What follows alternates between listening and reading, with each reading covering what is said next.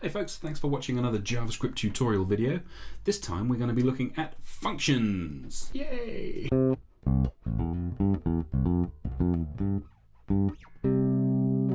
the last video we looked at some of the basic data types in JavaScript, but we didn't get to the point where we could actually do anything to this information that we were saving. And that's where functions come in. Functions are a way of taking some information, doing something to it, and then returning the result. So let's see how they look in a code. Let's do a really basic one. Let's add two numbers together. So let's say function A plus B. So this is where we declare the input. And here we're passing in two variables, so there will be our two numbers that we want to add together. And then so once we've passed in some information, we want to do something to it. So let's say A plus B. Add those two numbers together and then type in return at the start, so that returns the result of this code. And at the moment it's an anonymous function, so it's not going to do much for us, so we need to give it a name. We'll call it add. So here we're saying we're going to make a function, it's called add, it's going to take these two variables as its input parameters, and then out here it's going to return the result of adding those two together. So if we then were to log that result, we could say add and then pick any two numbers, 4 and 9, save that, and now let's node app.js. We'll run that in our terminal window. Boom, we get the result. And in JavaScript, functions are what are known as first-class citizens. That means we can save them to variables, we can pass them around, do all sorts of stuff with them. And how that manifests itself is that we could say, rather than just calling a named function like this, we could keep our function anonymous, but we could give it, save it to a variable. So we could say const add equals function. And this is what's known as a function expression. If we just called it without the const, it would be a function declaration. Now functions don't have to have all these parts. They don't have to take in information and they don't have to return it necessarily. So we don't need to have any input values. We could say, I'll tell you what, let's calculate, let's make a little function that might be useful. Let's calculate pi. Here we can just call that as it is. So we're going to say constant pi equals, and I happen to know that if you divide 62832 by 20,000, that gives you a rough estimate of the value of pi to, I think, about 4 decimal places. Let's say to 4 decimal places. And then we want to return our variable pi. So now when we run this bit of code, it's going to return pi. So we're not passing in any information here, we're just taking a return value. And they don't really even have to return a value. Functions are always going to return something. So if we don't explicitly tell it what to return, it's going to return undefined. So if we take this out here, run that again, boom, undefined. But we tell it to return something, it's going to return what we want. So you can have functions that don't return anything and don't have use like that. We could say, like if you were incrementing a counter, increment count, and then you could say, you could reference an external variable. We could say count plus plus. So if we had a variable called count, and that was equal to 1, we could then run our increment count variable. We can run that, say let's run that 3 times, and then log out the count. I think we can all guess what 1 plus 1 plus 1 plus 1 is going to make. Yeah, absolutely. And this really is a terrible idea because it's going to make buggy code. We've got variables outside of the scope of our function being referenced within the function, so later on, who knows, we might have assigned count to something else, and that might mean something else in a different context. Count is a pretty generic word, so you've got to be careful about that. And this is, it's not a pure function. A pure function is something that will always return the same result when given the same input. The essence of why you might want to do that is because pure functions avoid side effects. They are repeatable, they're predictable, and that because of that, they're much easier to test, and they have their contained scope, which means they're easier to understand and to follow, and they're just much more logical. So this kind of code is just messy and horrible, and we want to avoid it whenever possible. So we've talked about functions being first-class citizens, which means that they can be stored as variables. One of the good things about that is that we can store them then as objects. So we can have an object that has a whole load of functions inside it. We've already touched on this a little bit in our code today by looking at console.log. That's object notation. So if we were to log console, what would we get? See here, we've got log, which we'd expect, and it's then telling us that that's a function. We've got all sorts of other functions that are useful to us, all stored within console, and they all relate to the console somehow. So I don't know how it writes to the console. I don't know the code that's written behind there. I just know that there's a console object and it has some functions associated to it, which we call methods. So there's methods on that console object. What does that look like when we're dealing with our code? So here we've got a function called add, which adds two numbers together. So maybe we could store that in an object call that maths. So we can have an object that has a whole load of mathematical operations on it as functions. So we could say add, we use the curly brackets, and then we give each item a name, and then a colon, and then the value that we want. And in this case, we're adding the variable that stores our function. So we log maths, and you can see we've got, much like console has a thing, we've got add. Add is a thing. So now we could maybe add something else.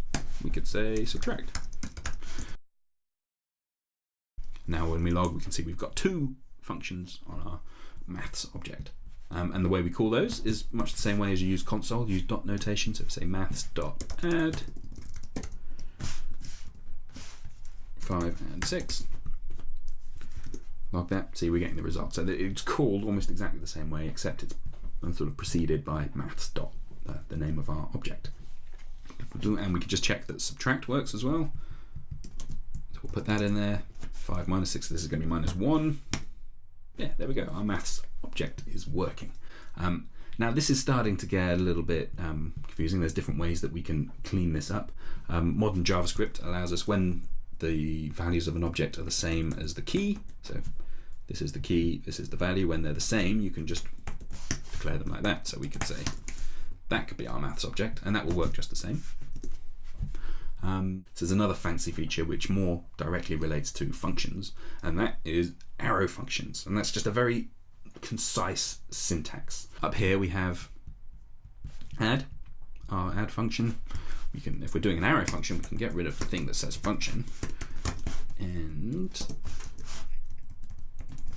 that will work exactly the same. But we can also get rid of the return statement, because arrow functions have what's called an implicit return. So we don't have to say it, and that will work just the same. So let's check that this is all working. There we go. Our add function is working, even though it's just on one line. It's much more compact. So if this is all new to you, we might be racing ahead now. So let's just quickly recap what we've learned. We've learned that we have functions that can have names, or they can be stored to variables, but they are just blocks of code that we can reuse later, that we give some information to, they do something to that information, and then they return that result back to us. And here on the screen now, we've got an object, just a regular JavaScript object, but instead of just arbitrary text or numbers or something, instead of variables saved as the values to our object keys, we're saving a little function. So this here, in its entirety, is a function. We've stripped out some of the more complicated syntax using the new arrow notation here, which has an implicit return, so we don't have to write return there. Sometimes you will still need to write the word function, but for little things like this, where we're just doing a sort of a set of different functions, it's nice to have them all on one line. It makes this much more easy to read and understand. So we could also say, let's add to our little maths object. Let's write multiply. That's always a good thing that you need when doing maths. Again, we're going to have two inputs, A and B.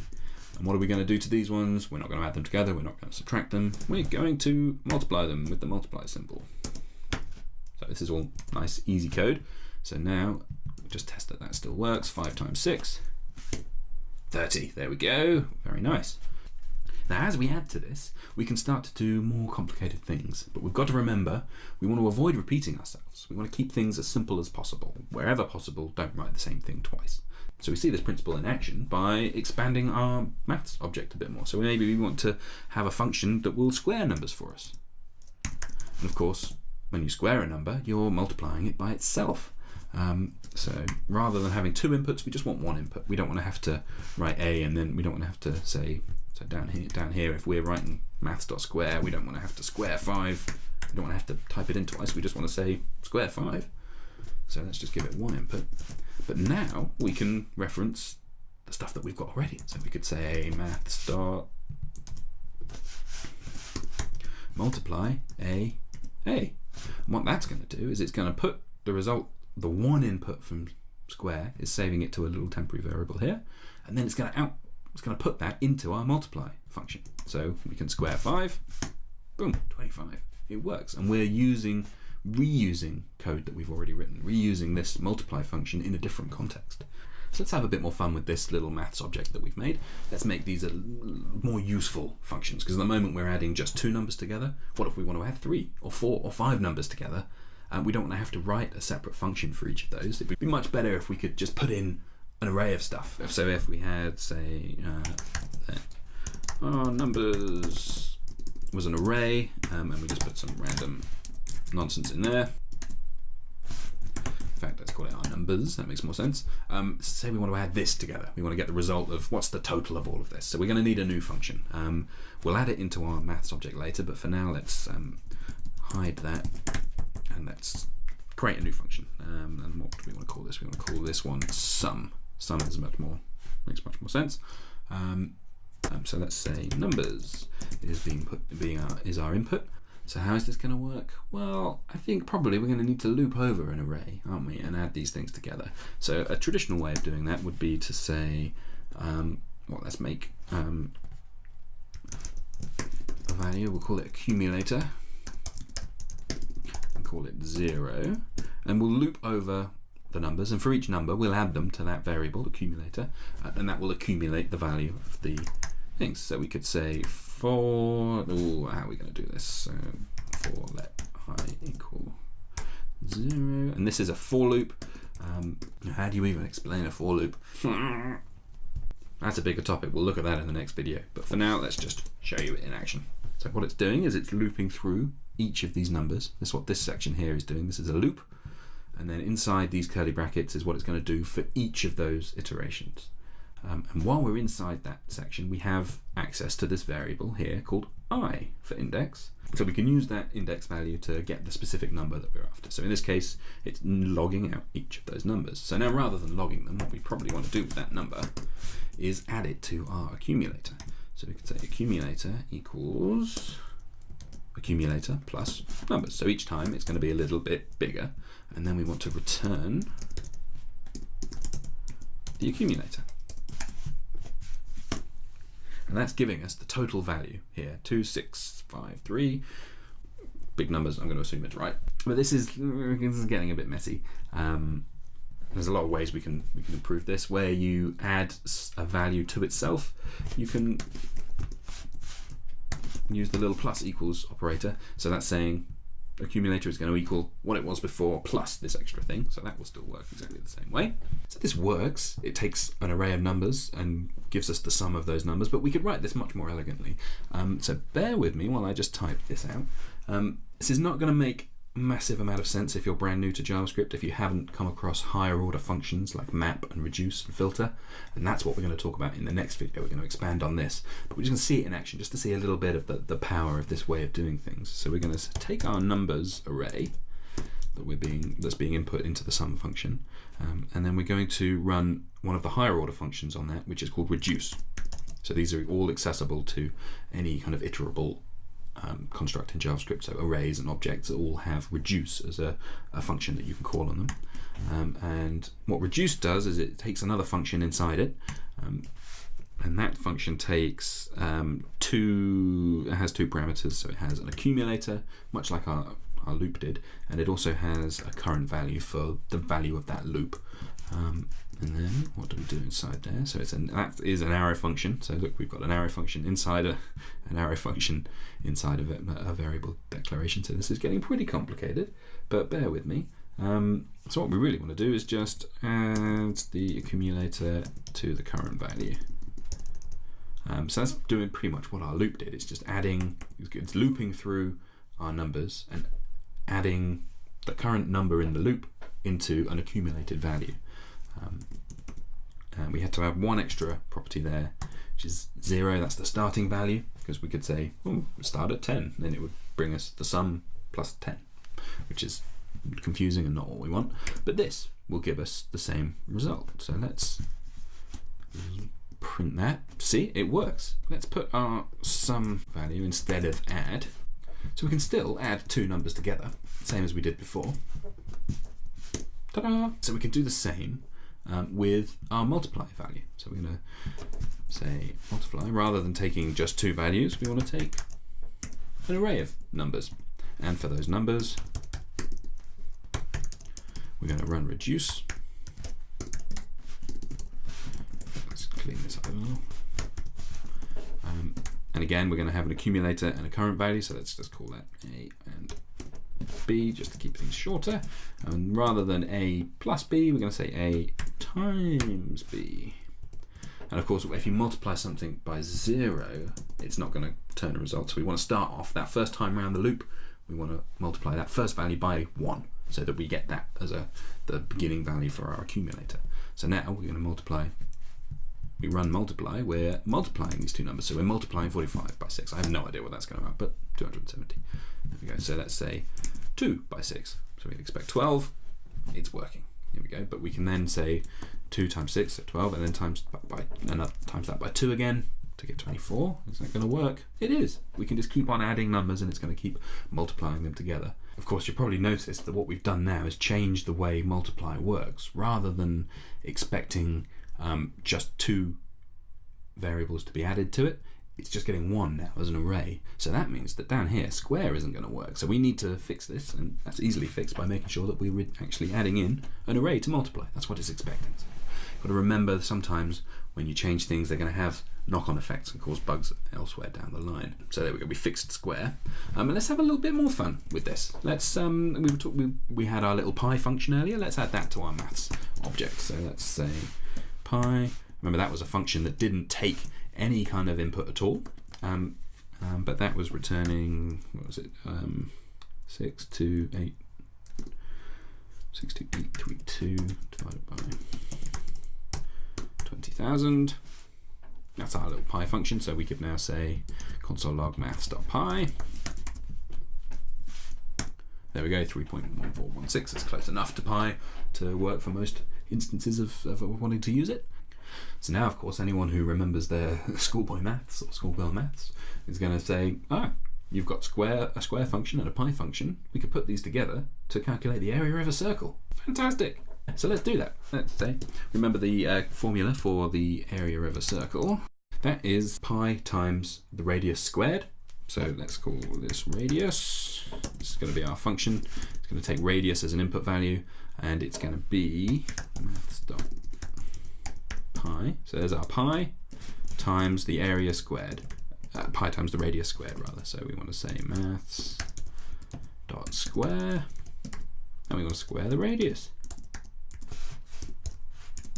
And that function there is going to calculate pi times radius squared, pi r squared.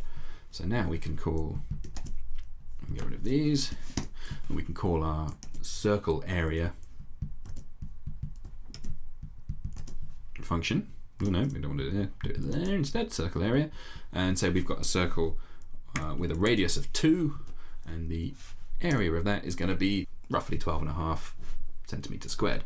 So here, calculating the area of a circle is quite a complicated little bit of mathematics that requires lots of different functions. And here we're breaking that down into things that we've already written before. We're using multiply, which is being used by square, which is being used by circle area, and that's also using our little pi function. And that, in essence, is one of the fantastic things about JavaScript. You can make all sorts of functions that do all sorts of complicated things and compose them together to make really fantastic results. And this is obviously, it's a very condensed, it's a very simplified example of that. But when you put this to work in a complicated app, in a complicated application, it can be astounding.